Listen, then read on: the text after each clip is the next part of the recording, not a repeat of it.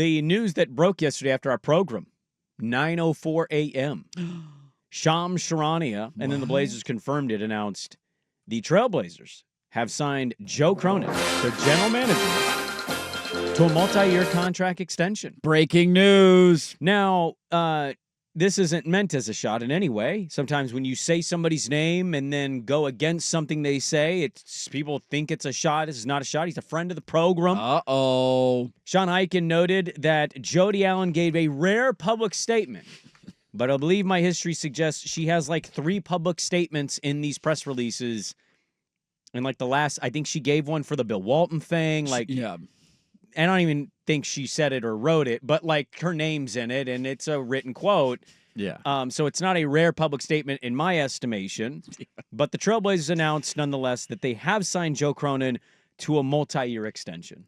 My first question was, and I don't know if we have the answer to this, and maybe you guys don't know. I was trying to find it yesterday. Do we know how much time he had left on his contract? This was it. This was the last year of his deal. Okay. I'm just going off what I heard yesterday. What you heard yesterday, okay. He had signed a 4-year deal in May of 2022, which would have taken him through 26. So he might have had 1 year Maybe left. 1 more year. So they didn't want a lame duck GM like they had a lame duck coach this year, is what you're telling me? Do they have a lame duck coach? That's the next question to this extension. Yes. Who's going to get extended? Is there an extension pickup or is there an extension domino? It's the extender season, man. Everybody, I mean, look, when you have a rise up like that, when you Rip City rise the way that they did this year, everybody deserves a contract extension, right? Well, I mean, what was your first thought of like them just saying we've signed? Because the very first place I went, we can get into all of this. Yeah.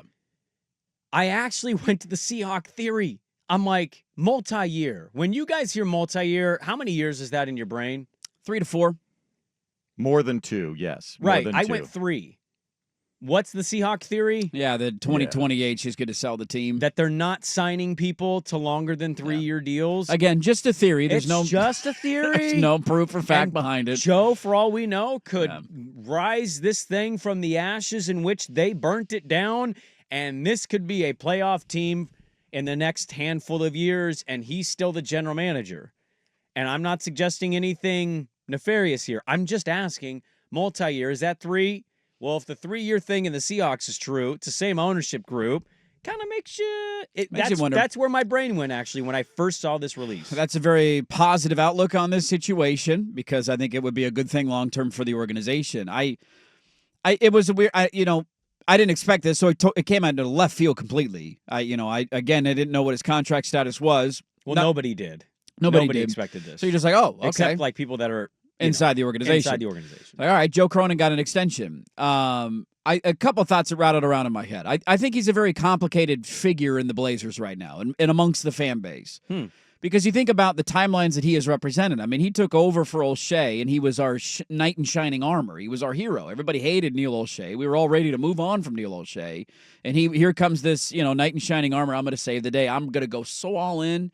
It's going to hurt you how all in we are. That's how it all started, right? Well, it started with him being an interim, so we didn't even know he was our knight in shining armor. Very true. But then he gets the full-time gig, and that was the talking point for 2 straight years, essentially. 2022 he's named the full-time guy. We're going to go so all in. We're getting these picks, and trust me to tank at the end of the year. These are assets that we can use, and that doesn't end up happening. He then has to trade away the best player, or one of the best players, in the face of your franchise, the guy who's beloved in this city. And so it's been a very weird, rocky up and down. I think, to be fair to Cronin, not all of it's been terrible. He's made some really good moves. I completely agreed with getting rid of CJ and Norm Powell the second he took over. I think in hindsight, I didn't like the way he lied isn't the right word, but misled people about going all in with the Dame situation. But in the long term, that's probably going to end up looking like the right call in what he decided to do. The Kamara pickup in that trade was great. The Denny Avdia trade seems to be awesome. Like, there's little wins along the way that I think we can all appreciate and support. My biggest issue is the thing that I am hung up on most this year, and that is that I don't really ever feel like they've gone fully in the direction that they should have gone and that he wanted them to go. And when he first took over, that direction was, let's go all in. They decided not to do that. They kept the picks. They said, oh, Dame, don't worry, we're going to trade him. They didn't trade him. Dame has to demand a trade. Then it'd say, trust us, we need to rebuild. This is the next pivot.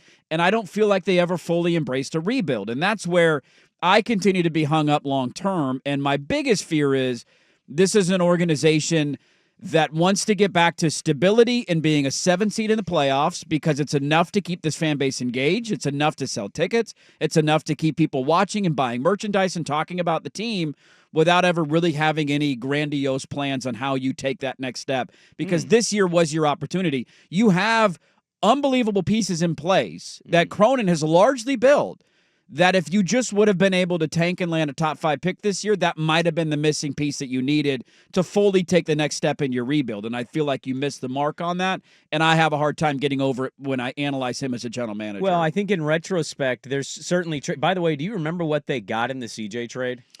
I remember it was scrap heap stuff. I don't remember a lot, no. So Josh Hart was a part of that. Yes, he was, and then they moved him. Zadaransky. One player that I think in looking back now, I'm not going to act Alexander Walker. Yeah. It's a pretty good player. Yeah. Timberwolves. He had a pretty good run. We did not see that the way that the Timberwolves did, and he developed really well for them. We got a 2022 first-round pick that was protected and 2 future seconds. Yeah. And we sent CJ, Larry Nance, Tony Snell. The Josh Hart trade was Josh Hart to the Knicks for Cam Reddish, not here. Nope. Ryan Arcidiacono, not here. Nope. And Svi Mahalik, big fan, not here. And a protected 2023 first-round pick. Now, obviously went and got Denny, paid 2 firsts and Malcolm for that, which was, we thought Malcolm was going to net us a first. We weren't going to package 2 firsts to go get, but Denny's been really good. Been very good. There's no argument there. Nope. What you said at the beginning, I think kind of is where I'm at. It's complicated. It's not cut and dry, slam dunk, no-brainer move. He's been amazing or he's been terrible. There's a middle ground there. I mean, there's not an argument that it's been amazing. No. There's not even an argument, period. It's been middle ground. Yep. Their winning hasn't been there. I mean, in this stretch, they are on a trajectory. They're not going to make the play-in this year, which means they're not going to make the playoffs. I don't know what they're going to do this summer. I think a lot of it hinges on their draft pick. You know, when I log on to social media, I see people hyping themselves up about Con Knipple as if that's going to change their fortunes, and I'm like, I feel like dirt. I feel like Mr. Angry Pants. Your head's going to explode. But if they don't win out in the lottery and they're stuck in their range that they're at, I don't know what that move is. I don't know if there's a big move to even be done. Like, who's trading for DeAndre Ayton and giving you anything great? Nobody. Who's trading on the final year of Anthony Simon's contract and giving you amazing pieces? I would hope that there's something there, but there's probably not. And Rob Williams just had season-ending surgery. Again. Yeah, Jeremy Grant, you're not Jeremy moving Grant's that contract is an albatross. Like, it's the definition of middle of the road. A lot of people sum this era up, and they did it yesterday, the word vision. They like the vision. They see the vision. And I want to talk about that. When you look at this team, and I asked this question going into the break, we'll carry this over. When you think about the Trailblazers, legitimately, do you see the vision? Are you lying to yourself about seeing a vision, or do you not see a vision at all? I'm very curious where people are at on that.